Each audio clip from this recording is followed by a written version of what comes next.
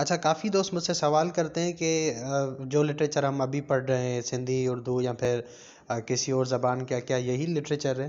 तो मेरा उनको हमेशा यही जवाब रहता है कि जिस तरीके से इंसान ने डिफरेंट पीरियड्स देखे हैं, दौर देखे हैं, वैसे ही अदब भी मुख्तलिफ दौर से गुज़रता हुआ हम तक पहुँचा है।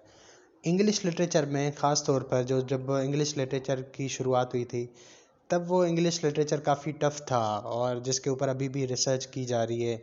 क्योंकि लिटरेचर कोई भी हो जिसने सफ़र किया है, वो हर डिफरेंट पीरियड से सफ़र करता आ रहा है और उस पीरियड में उसने डिफरेंट चैलेंजेस देखे हैं। राइटर्स ने डिफरेंट जनरास को पकड़ा, डिफरेंट जनरास में लिखा, डिफरेंट थीम्स रहे उनके।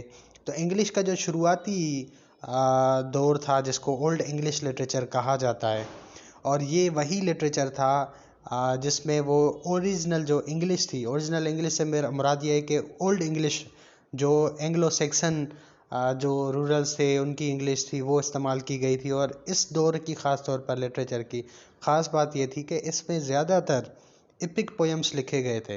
अब सवाल ये उठता है कि ये एपिक पोएम क्या होता है? एपिक पोएम एक्चुअली ये भी लिटरेचर का एक अहम हिस्सा है, जानना है।